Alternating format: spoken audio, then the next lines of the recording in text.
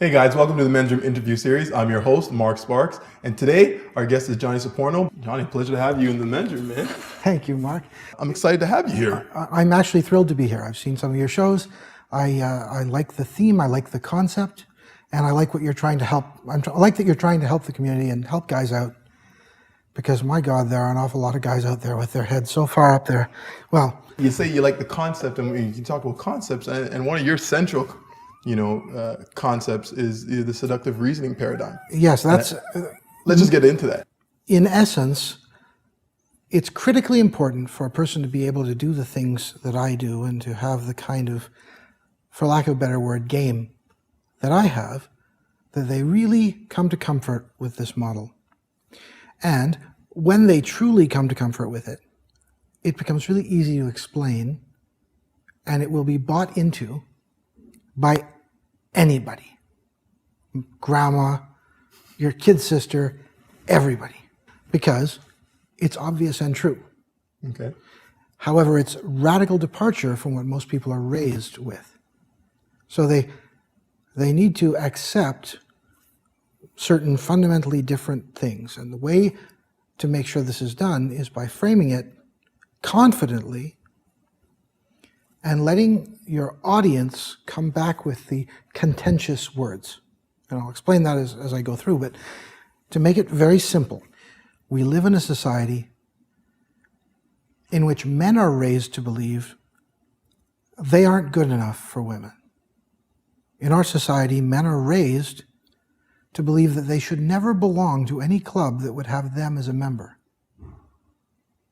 So if they go into a place and they meet a girl as a person, without trying to run game on her, just being themselves, and the girl likes them, and she makes it clear she likes them, the guy's brain goes, uh-oh, this girl likes me. She can't be good enough for me. If the girl decides to come home with him, she must be a slut, because I didn't have to lie to her or nothing. And she just wanted to go to bed with me. Well, if she go to bed with me, she must go to bed with everybody. Because men have somehow bought into this idea that the person they are counts for nothing. The only thing that counts is how they present themselves. See, the truth is, if you meet some girl and you're just you, girls always say, just be yourself. And you are just you. And the girl says, wow, you know what? I like this guy. And he clearly likes himself enough that he's not bullshitting me. He's just being the person he is. And she goes, I could do him. And so she decides, let's see if that's going to work. And she goes home with you. What's she done? She said, wow, the person that Mark is, having spent all the years becoming the person Mark is, that was all the investment he needed to make to be interesting enough to me. Now, if Mark says to himself, I didn't have to do anything, then Mark is ignoring everything that went into making Mark the person Mark is. Now, if instead we move back and say, okay, well, we have this problem in our society, and it's a very, very primal one. There is a sexual cartel. And the sexual cartel teaches all young women that the only appropriate sex, the only sex they should ever have, is sex for which they are rewarded with security, either the promise of security or the delivery of security in the form of money or trips or whatever, value. And men, stupidly, are raised to believe that the only sex they should want is cartel-approved sex. So even though sex with the girl you met once, had a good conversation with, and went back to her place, is really every bit as good and probably quite a bit better than sex with a girl you took out on 5 dates before she went home with you. We're taught to believe that the one where you went on 5 dates, that's a keeper. And the one who went to bed with you because she wanted to is trash. And this is crazy. The sexual cartel has managed to con men into believing that anything that they don't have to pay for has no value. And women condemn any woman that doesn't make a man pay for it as a scab, a union buster, a cartel denier. Because the girl who's having sex without cost is bringing down the value of the sex the girl who needs to charge for it will be getting for it. Messing up the market. So the simple way to describe this and get absolute buy-in from everyone, I call seductive reasoning. It's very simple. All women in our society, all women, if they're sexually active, are divided into two categories. The one side, on the one hand, we have the woman who has sex to suit herself. She goes to bed with a guy because she thinks he's cute, or funny, or smart, or attentive, or because she's horny, or because he reminds her of someone she saw somewhere, or for whatever reason, for amusement, for pleasure. She decides, I like him. I'd like to have sex with him. And she does. She doesn't say, well, I'm not going to have sex with him unless he commits to pay. I'm not going to have sex with him unless he takes me to a movie, pays for dinner, buys flowers, spends money to demonstrate that he knows I'm worth paying for. And society has a nasty four-letter word to describe any woman who doesn't make men pay for it. We say about these women, not me as a person, not you as a person most likely, but society says about a woman, she gives herself away for nothing. She has no self-respect. Because for a woman to have self-respect, she's got to charge, right?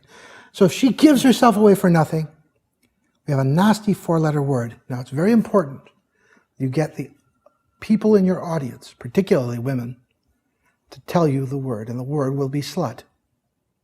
If they say hoe or whore, you say, wait a second, no. Those people do it commercially. I'm talking about someone who does it just for the fun of it, because they want to. Okay. Slut will ultimately be the word they come up with. Or equivalent. Sure. Tramp, trollop, whatever. But slut is the word you want to get to, ideally. So, okay, so we have this line.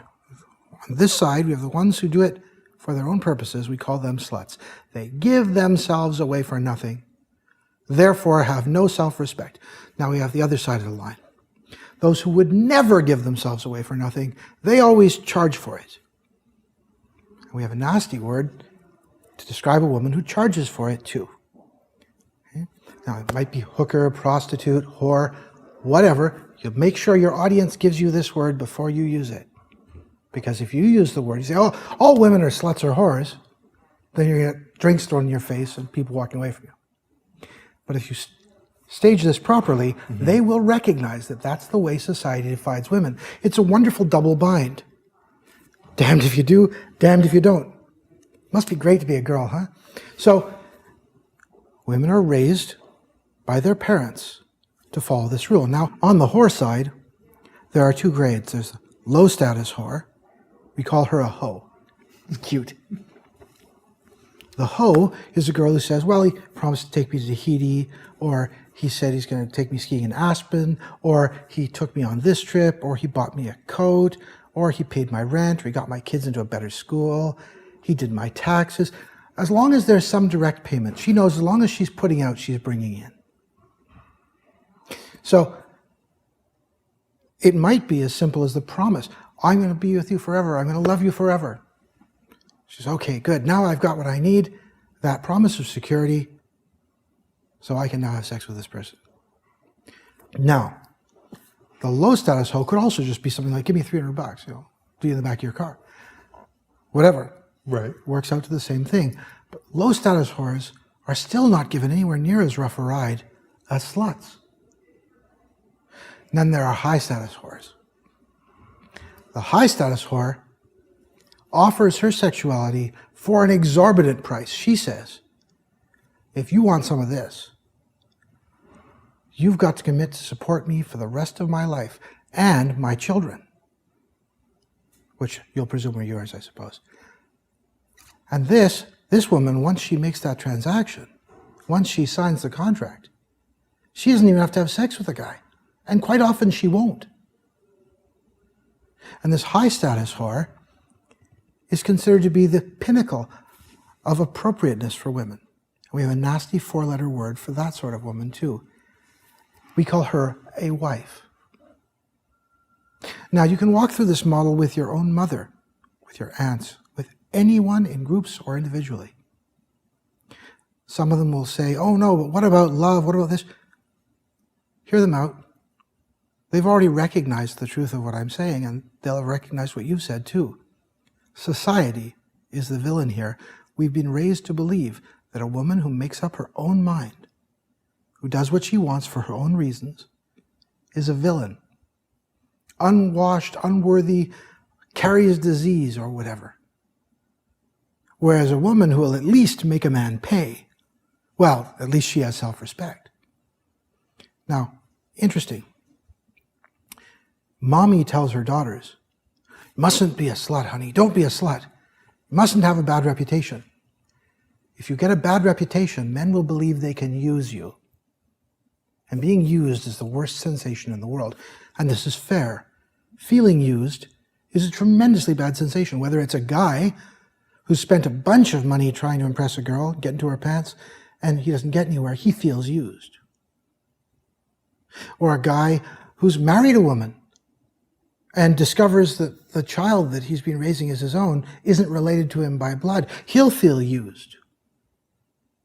Or any situation in which a woman is promised security and she comes through with her end of the deal and she doesn't get the security she was promised, she'll feel used.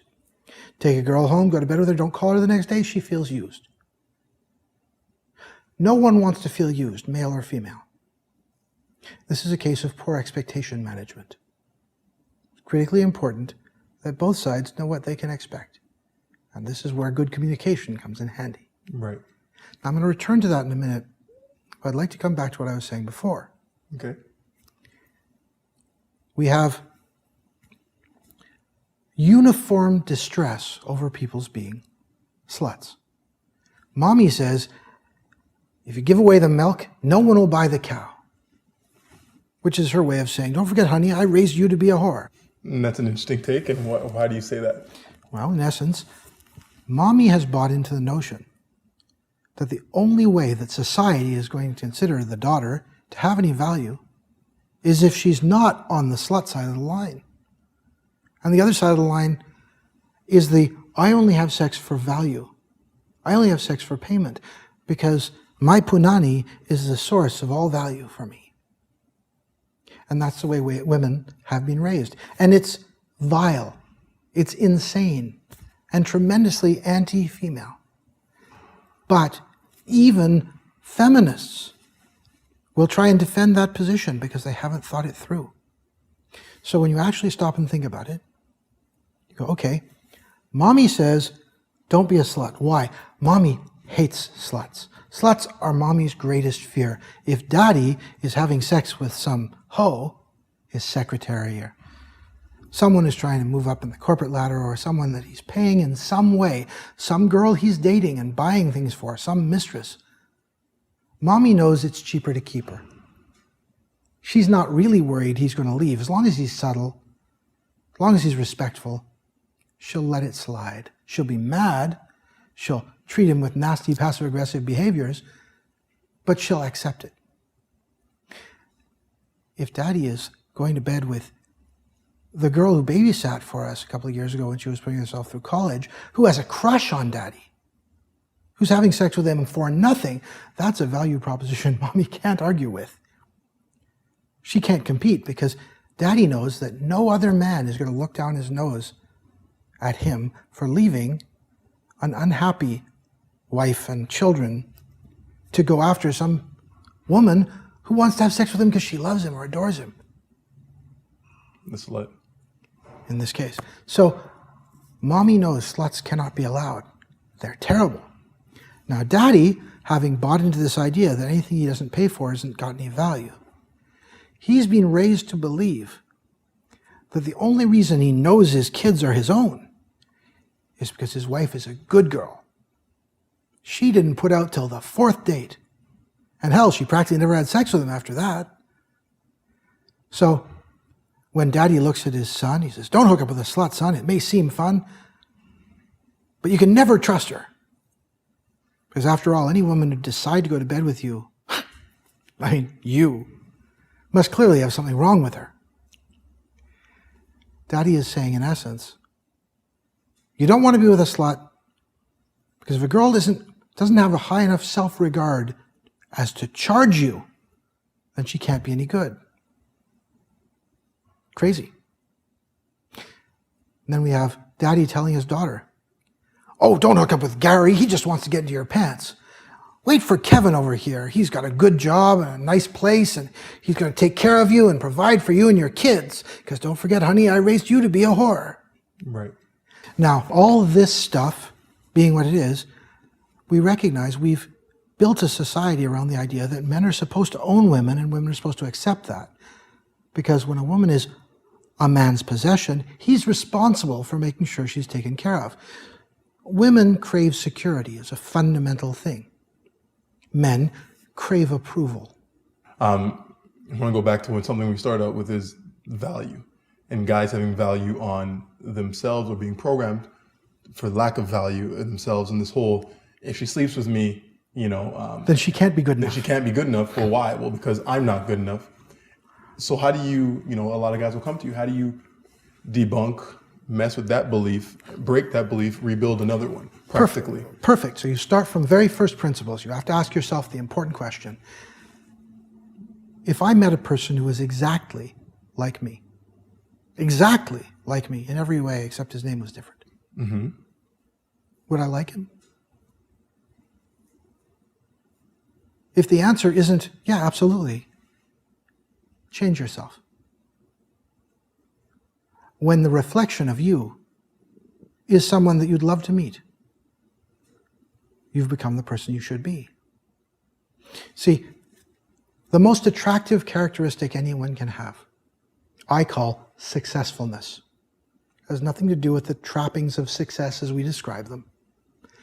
Successfulness is when you have self-satisfaction and happiness at the same time. Enduring self-satisfaction and happiness. Combine them, you've got successfulness. Doesn't matter how much money you've got, doesn't matter where you are on your road to success. When you know you're doing the things that make you the person you want to be, and you're happy, you radiate. It broadcasts. And males and females alike will find it compelling. And they'll want to be around you. So, how do you make yourself into a person you'd like to have as a friend? First, think about the characteristics you appreciate in people that you'd like to know. Are they honest? Do they have the confidence in themselves to be able to let other people see them for who they are? Understanding that at the end of the day, if they pretend to be someone they aren't, it will always become obvious. And the other person will not be able to forgive it. Every woman says, just be yourself. Every guy goes, well, what good is that? Thanks. What does a woman mean? She means, oh, for Christ's sakes, please, please, please, please don't be anything you're not. Don't pretend to be anything you're not. If I just know who you are and what you're like, I'll make the decision. The decision may be no. But it's a hell of a lot better for me and for you than if you pretend to be something you aren't, so that I say yes, and then I feel used and abused and conned. And maybe for the next 5 years or an entire marriage, I punish you in little passive-aggressive attacks constantly because you deceived me and I'm hurt and angry. Much better, thinks the woman, if you just let me know who you are, because every woman in the world will be just as naughty as she believes she can get away with. When I'm out socializing, I am very direct, alarmingly direct. Other seduction community guys, friends, cannot believe the things that come out of my mouth to women that I have met within 5 minutes, and I'm talking to them, I'm smiling. And I look at them and they say, what are you smiling about? I say, oh, no, nothing, I'm just having a happy image. And they go, what? I'm just thinking about what you're going to look like, all smiling up at me in your own post-orgasmic ecstasy, covered in a healthy dollop of my fresh love gravy.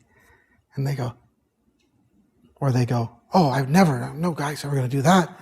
I go, hey, whatever, hon, look. It doesn't matter. That happens to be a fetish of mine. So if you're ever looking for a way to really thrill me, you'll just have it. I'm just putting it out there. But I would never, ever decorate some pretty girl's face without her invitation. Now, I've said that many thousands of times, and there's at least 1,000 women in my history who that very same night, after having objected. See, I'm fairly old now, I'm in my 40s, and I think back to the days before it was commonplace, semen facials and the whole thing. And I would say it to a girl, and she would go, oh, how awful, I would never. I'd say, look, whatever, but if you're ever looking for a way to thrill me. And pretty much without fail, by the end of that evening, she would be saying to me, go ahead, please, dress me up. So what would be your, I guess, moving from that objective conversation, or the objection in that conversation, to the end of the evening? The key element is, I really do like myself. I own my shit. I am me. I let every person have the respect of making up their own mind about me. I don't pretend to be anything. If you like me, great. If you don't, hey, that's a shame. But I'm not going to alter myself so that you'll like me. I'll continue being me. Now, women find this incredibly powerful, because if a man is able to overcome his primary craving, that craving for approval, then he becomes free. If a man doesn't give a shit what other people think of him, he can do anything. And at the end of the day, what matters most to women, what they really want, is a man who owns his shit, right, and is prepared to lead them to where they want to go without their having to tell them. I want to speak on leading to where you want to go without telling. In your time in the adult entertainment industry, you talk about women going down on women, and you have to teach these women. Sure. So let's touch on that sex thing. Sure. The other thing, every girl. Let me just say this. I'm a fat, balding 40-something. I do better than most rock star friends of mine with girls. Why do I have such pull? Is it because I'm loaded? I ain't. Is it because I spend a lot of money I can't afford to? I don't. It's because I treat women like people. And I let them make up their own minds, and I encourage them to do exactly what they want to do with non-judgmental acceptance. Now, because of this, many, many, many, many girls over the years have come to me and said, I want to have my first bi experience. Can you teach me? I say, sure. Lots of girls over the years have said, oh, that stuff you do, it's so amazing. Could you teach my husband? I say, hey, no problem. Get him to phone me. I'll teach him anything he wants to know. But I'm not going to call your old man and say, I was doing this to your wife and she was really enjoying it. She'd like you to be able to do it too. That doesn't go over well. This also doesn't go over well with girls, and many of my girlfriends have been bi, or in fact, my beloved, my partner, Violet, was married to another woman for 4 years before we hooked up. Now, the key thing is, women are tremendously poor communicators of what they like to men. Men seem to all think they're grown up when it comes to making girls happy. They all think they know, and they usually don't. But they've believed they know because when they were doing a terrible job, the women would surreptitiously communicate to them they were doing a great job. You see, many of my clients over the years have said, I don't understand it. It was such a great date. We went out, we had a terrific time, we made out like crazy in the parking lot, we went back to her place, she had a spectacular time, and then she didn't call me or take my calls. I guess it was post-purchase anxiety, buyer's remorse. I said, no, you're probably just a lousy lay. oh no, you should have heard her. She was writhing all over the place and screaming. I said, yeah, so you were a lousy lay. And they go, huh? I say, look, when a girl's about to come, she stops moving. The only thing that she'll move, if she's moving anything, is the thing that's about to make her come. Because it's kind of like if I were scratching your back because you had an itch just to the left of the center. And I was scratching on your spine. And so what would you do? You'd turn a little. But I kept scratching your spine. This is what guys do to girls all the time, and it makes them crazy. Girls move because they're hunting. They're trying to get themselves into the position where what you're doing will work. So when you're with a girl and you're doing whatever, you have to tell her right up front, you have to say, listen, I'm so glad that I'm welcome here today. And I'm counting on your helping me to make sure I'm welcome here forever. Because my mission is to delight you so much that you are going to invite me back. So I need you to try to communicate to me anything you want, and I need you to trust that I will do my best not to fail to hear it. When you tell me, oh, do that, I won't just keep doing that for 5 seconds and move on. I'll do everything I can to do it for as long as I possibly can. And if you start moving around, I'll stay still, continuing to do exactly the same thing so that you can get me to where it's working for you. And if you look to me to have lifted your pelvis up to be able to do that, I'll push down a little bit harder until you're able to lower your pelvis so I can stay exactly where you want, doing exactly what you want, but your pelvis can be leaned down and you can have your ass back on the bed. In other words, I'm going to try and read you, recognize what you're communicating to me wordlessly, and follow it up to return you to a more comfortable way without changing what it is you want. Now, if you can't say the words because for whatever reason, either you're inhibited, you're caught up, or because in the moment, the heat of the moment is too much, anything will do, or I'll try and just read your body. But don't ever feel inhibited or ashamed to say no, or faster, or more, or warmer, or colder, or softer. Say anything you like, and I'll do my best to work with it, because communication between the two of us is the most likely to provide you with the result you want. Because what I desperately don't want, and I say this to women all the time, and when I say it, they laugh their asses off. What I desperately don't want is to do something wrong and for you to fake an orgasm to get me to stop. And every girl laughs, because almost every girl in the world has done it. And they can't believe I know. And I say, I understand. Most guys have at least one incredibly bad habit that they learned all those years ago, and they try on girl after girl after girl if they're having trouble getting her off. Because when they tried it at first, the girl they were doing it on, not knowing how to get them to stop, faked an orgasm. And then the next girl that they tried it on also faked an orgasm to get them to stop. So they kept getting feedback that, oh, do this, it gets them to have an orgasm right away. And they'll break that out. And then they don't understand why you don't take their calls or call them back. Because they thought you had a great time. Since my mission is to get invited back a lot, I need your help. Now, I'll be honest. These days, I'm usually a lot better at reading girls' body language than they are at communicating it because they don't even understand themselves. It's important to remember, and when I've been teaching girls how to go down on other girls, how to delight other girls, but more importantly, how to make it look good for a camera. One of the things that really matters is that every woman is different. I've gone to bed with some girls where blowing on the hood of their clit was enough to send shivers up and down them. They couldn't take any more than that. And other girls where you pretty much had to lean their clit hood back and hit them with a belt sander before they'd notice you were doing anything. Imagine if those two girls hooked up, went home together for the first time. Belt sander girl lies back.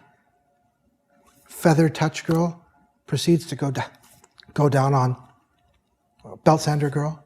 Belt sander girl's sitting there going, you can start any time, but not saying it because she doesn't want to hurt or upset her partner.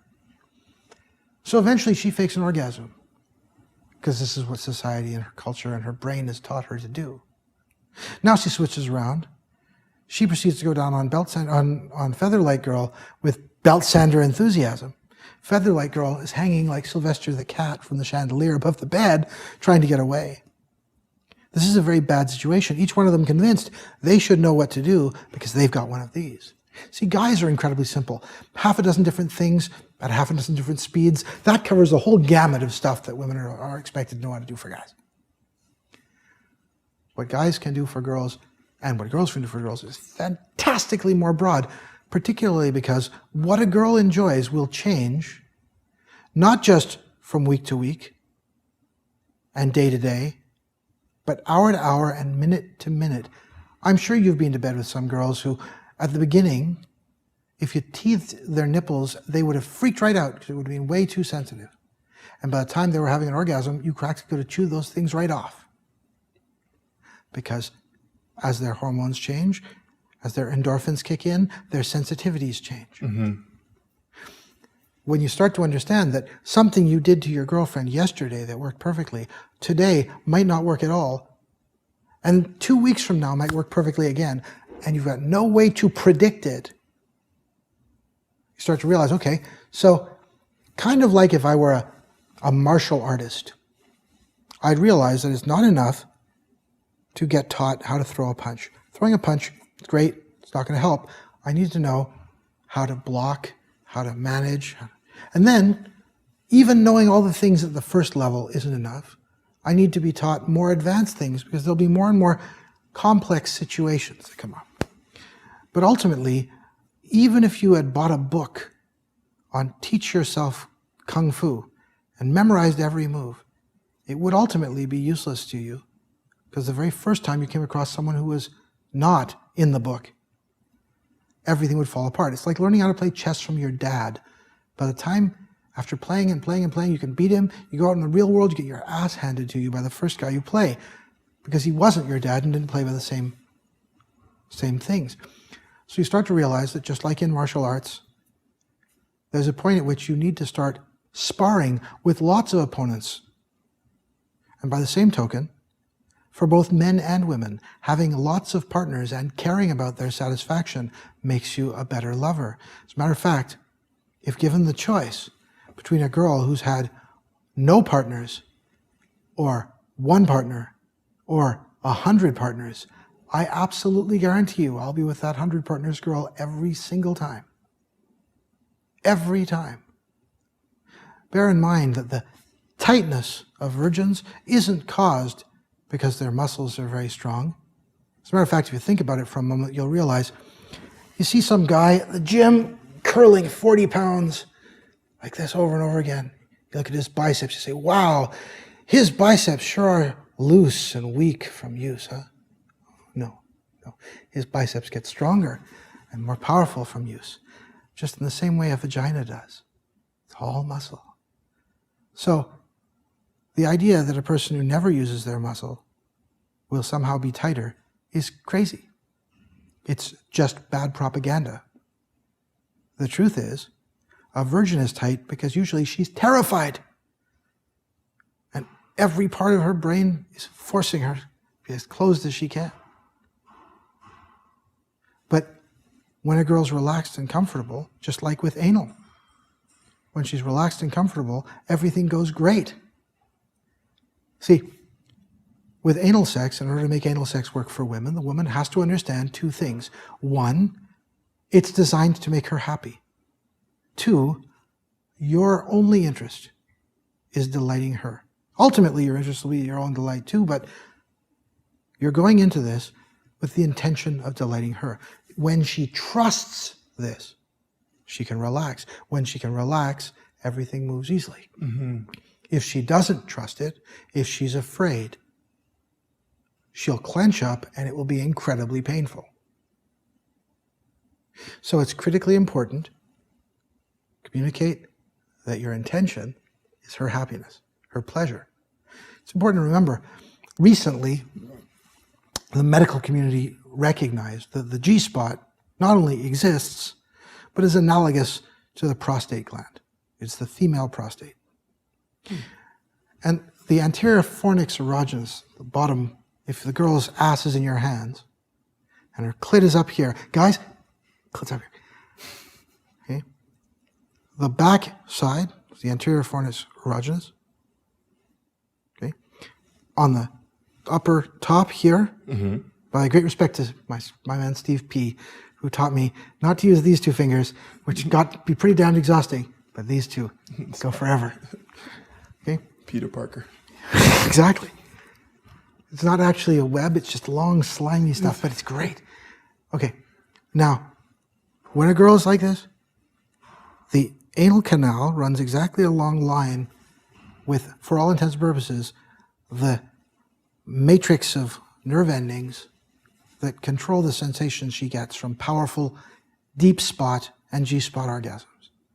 So if a girl's into anal, she'll be incredibly into anal. But she's got to be in the right place and the right mood for it. Most guys, show them a picture of a hole in the ground, show them a picture of their ass, they can't identify one from the other. If you actually want to be as deserving of the beautiful women that you want as you really need to be in order to be able to get them to come to bed with you again and again, if you really want to be a worthy playboy, not only must you be a person of high enough quality that if you met you, you'd love you and you'd want to know you, but also you got to be able to deliver the goods. Women look at me from across a crowded room and I smile. And they notice me and they turn away and they look back and I haven't turned away and I'm smiling. And I really smile. And I start walking over to them. By the time I get there, they're moist. Because in their brain, they know I can deliver the goods. And in their most primitive space, in their mind, their brain is saying, this guy is coming over to mate with me. That's why he's coming over. So when I get over there, I waste no time. I say, hey, I'm Johnny. What's your name? Sometimes she'll say, fuck off, Johnny. Why would I want to talk to you? I say, well, I clearly got the wrong signal. Have a better one. And I walk away. And what have I learned? She's not interesting. No point in wasting my time there. Do I consider that a rejection? Absolutely not. How could she possibly reject me? She doesn't even know me. But I wasn't there to be accepted or rejected. I was going over there to find out if I liked her. Now, if I do like her and we're flirting and 60 seconds go by and we're having a nice time and I tell her how glad I am to have seen her and how bright the room seemed once I saw her and how dark it was before, and I say, you know, what are a couple of dazzling urbanites like us doing in a rustic, rural setting like this? And I'll say this in the hottest club in Los Angeles. I'll say this downtown Manhattan or in Paris. So the irony cannot be lost. And they go, I don't have the slightest idea. This is not a place for us. Grab your coat, we're going. And we leave. Why? Because I'm prepared to lead. Because there's no part of me that has any compunction about it. There's no angst. Oh, is she going to like me? Is this going to work? Am I going to get shot down? Shot down? Mm-hmm. My ability to float above the clouds is not because I'm full of hot air. It's by will. Johnny, we could sit here and rap for a minute. I really thank you for coming out to the men's room. And we look forward to the next time we get to sit down and chat. I look forward to it too. I'm happy to come back anytime you'd like to have me. And we might have to try that line out in Paris. I'm going to have to be there next time. Sounds like a blast. Awesome. Guys, this is the Men's Room interview series. Mark Sparks. We'll see you next time.